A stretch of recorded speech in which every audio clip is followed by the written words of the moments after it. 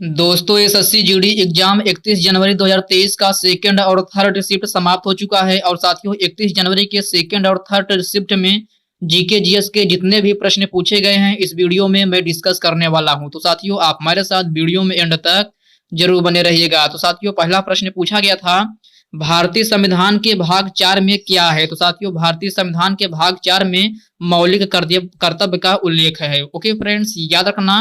प्रश्न अगला पूछा गया था, स्वराज पार्टी की स्थापना किसने की थी। तो साथियों स्वराज पार्टी की स्थापना मोतीलाल नेहरू ने की थी। किसने? मोतीलाल नेहरू ने। ओके फ्रेंड्स, प्रश्न अगला देखते हैं। अगला प्रश्न पूछा गया था, कौन सा अनुच्छेद सर्वोच्च न्यायालय को अपने निर्णयों पर पुनर्विचार तथा सुधार करने की शक्ति देता है। तो साथियों यह अनुच्छेद 137 है। कौन सा अनुच्छेद? अनुच्छेद 137। ओके फ्रेंड्स, याद रखना यह प्रश्न 31 जनवरी के सेकंड शिफ्ट में पूछा गया प्रश्न है। ओके फ्रेंड्स, प्रश्न अगला है, द्रौपदी मुर्मू राष्ट्रपति बनने से पहले किस राज्य की राज्यपाल थी। तो साथियों यह है झारखंड की राज्यपाल थी। कहाँ की? झारखंड की। ओके साथियों याद रखना। प्रश्न अगला पूछा गया था, महाराष्ट्र का कौन सा शास्त्रीय लोक नृत्य शैली नहीं है। तो साथियों आप लोग देख लीजिएगा, थोड़ा सा जीके जीएस का पैटर्न चेंज हुआ है। अब डायरेक्टली क्वेश्चन नहीं पूछ रहा है कि यह नृत्य किस राज्य का है, बल्कि आपसे यह पूछ रहा है कि यह नृत्य कौन सा है जो महाराष्ट्र का नहीं है। तो साथियों आपका ऑप्शन दिया गया था पाइका, छाऊ और लावड़ी जो है ये महाराष्ट्र के नृत्य है। जो राउफ है ये राउफ महाराष्ट्र का नहीं है। तो साथियों राउफ कहाँ का है? तो ये जम्मू कश्मीर का है। कहाँ का? जम्मू कश्मीर का। इसको आप याद रखिएगा। ओके फ्रेंड्स, याद रखना। साथियों प्रश्न अगला पूछा गया था, यूक्रेन की राजधानी क्या है। तो साथियों यूक्रेन की राजधानी जो है वह कीव है। क्या? कीव। ओके फ्रेंड्स, याद रखना। प्रश्न अगला देखते हैं। अगला प्रश्न पूछा गया था, जनसंख्या के आकार की दृष्टि से बिहार किस स्थान पर है। तो साथियों जनसंख्या के आकार की दृष्टि से बिहार जो है वह तीसरे नंबर पर है। किस नंबर पर? तीसरे नंबर पर। फ्रेंड्स अगर हम बात करें दूसरे नंबर पर कौन है, तो दूसरे नंबर पर महाराष्ट्र है और प्रथम स्थान पर जो है अपना उत्तर प्रदेश है। ओके फ्रेंड्स, याद रखना। प्रश्न अगला देखते हैं। अगला प्रश्न पूछा गया था, मेक इन इंडिया की शुरुआत कब हुई थी। तो साथियों मेक इन इंडिया की शुरुआत 25 सितंबर 2014 में हुई थी। कब? 25 सितंबर 2014 में। ओके फ्रेंड्स, प्रश्न अगला देखते हैं।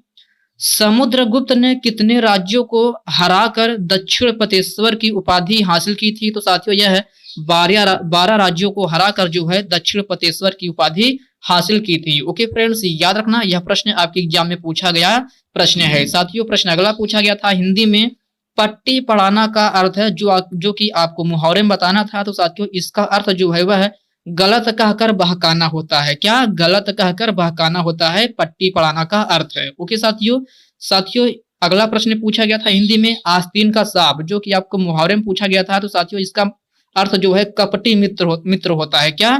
कपटी मित्र। ओके फ्रेंड्स, प्रश्न अगला है, पाप का विलोम शब्द क्या होता है। तो साथियों पाप का विलोम शब्द आपसे पूछा गया था। तो साथियों इसका विलोम शब्द पुण्य होता है। क्या? पुण्य। ओके साथियों प्रश्न अगला देखते हैं।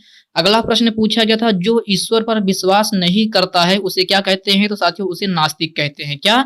नास्तिक। ओके साथियों प्रश्न अगला है, जल का पर्यायवाची शब्द क्या होता है। तो साथियों मैं जल की बात करूं तो साथियों यह कई शिफ्ट में बार बार पूछा जा चुका है, तो आप लोग इसको अच्छे से एक बार जरूर देख लीजिएगा। तो साथियों इसका पर्यायवाची शब्द हो पानी, नीर और जो आपके ऑप्शन दिया होगा उसके अकॉर्डिंग आपको आपका आंसर करना था। साथियों प्रश्न अगला पूछा गया था, राउफ किस राज्य की प्रमुख लोक नृत्य शैली है। तो साथियों राउफ जो है वह जम्मू कश्मीर का प्रमुख लोक नृत्य शैली है। ओके फ्रेंड्स, आप इसको याद रखिएगा। साथियों प्रश्न अगला पूछा गया था, 73वां संविधान संशोधन किससे संबंधित है। तो साथियों यह प्रश्न 31 दिसंबर के थर्ड शिफ्ट में पूछा गया प्रश्न है। तो साथियों यह पंचायती राज व्यवस्था से संबंधित है। किससे? पंचायती राज व्यवस्था से। ओके फ्रेंड्स, याद रखना। प्रश्न अगला देखते हैं।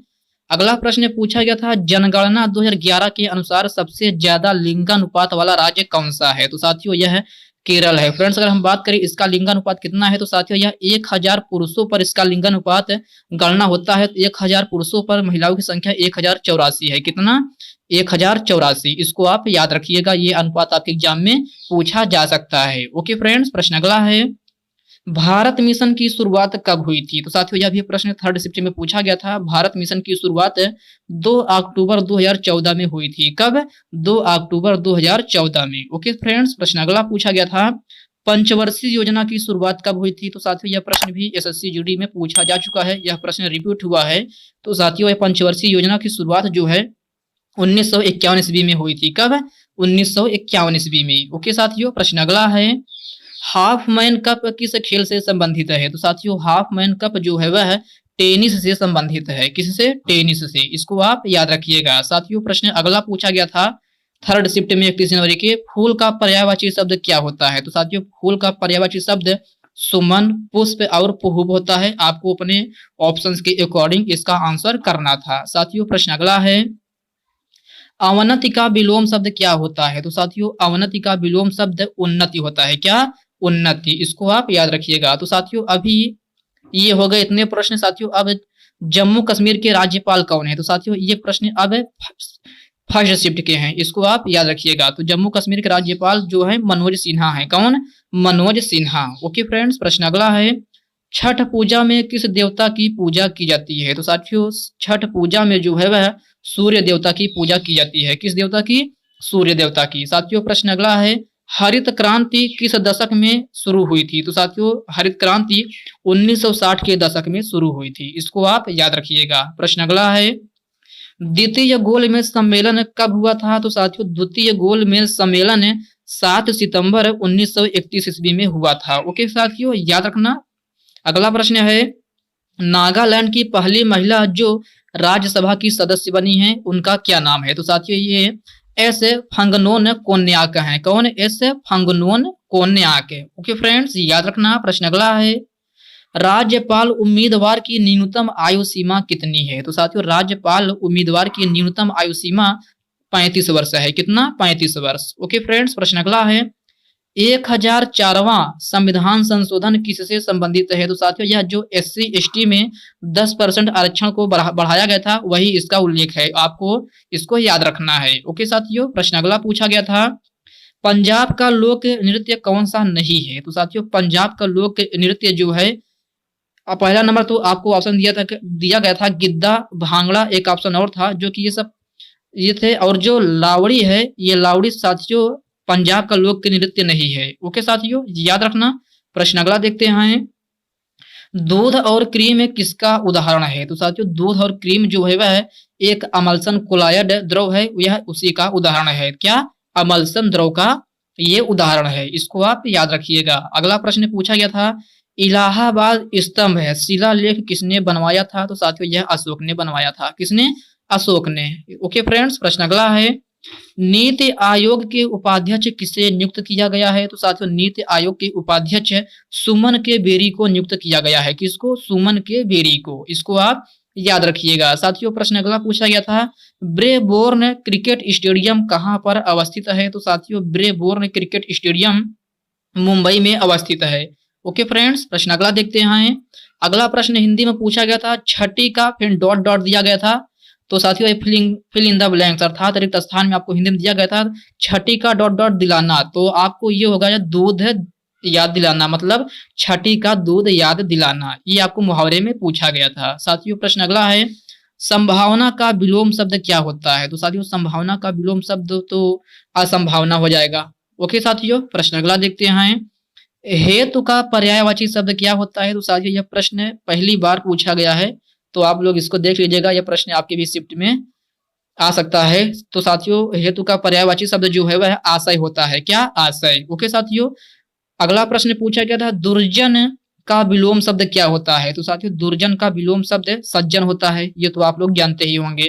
तो साथियों प्रश्न अगला पूछा गया था, ऐतिहासिक का शुद्ध वर्तनी पूछा था। तो साथियों ऐतिहासिक कुछ करके लिखा गया होगा और उसका आपको शुद्ध रूप पूछा था, तो यही आपको बताना था। तो साथियों ये रही हमारी 31 जनवरी की फर्स्ट, सेकंड और थर्ड शिफ्ट के एनालिसिस। साथियों यह वीडियो आपको कैसी लगी आप कमेंट बॉक्स में कमेंट करके जरूर बताइएगा। फ्रेंड्स अभी तक आप वीडियो को लाइक नहीं किए हैं तो वीडियो को लाइक कर दीजिए, अपने साथियों को शेयर कीजिए। साथियों अभी तक आप चैनल को सब्सक्राइब नहीं किए हैं तो प्लीज आपसे रिक्वेस्ट है आप चैनल को सब्सक्राइब करके बेल आइकन को जरूर प्रेस कर लीजिएगा, क्योंकि दोस्तों मैं इस चैनल के माध्यम से मैं आपको टॉपिक वाइज जीके और जितने भी एग्जाम होते हैं उनकी रिव्यू डेली देता हूं। जैसे अभी एसएससी जीडी का एग्जाम चल रहा है तो मैं साथियों डेली हर एक शिफ्ट का एनालिसिस देता हूं, जो कि आपको जानना बहुत ही जरूरी है, क्योंकि साथियों आपको एनालिसिस से ही पता चलता है कि वो जो पेपर का लेवल है वो कैसा है। तो आप लोग चैनल को सब्सक्राइब करके जरूर रखिएगा। ओके फ्रेंड्स, तो चलिए साथियों, इसी के साथ हम मिलते हैं किसी नेक्स्ट वीडियो में। तब तक के लिए जय हिंद दोस्तों।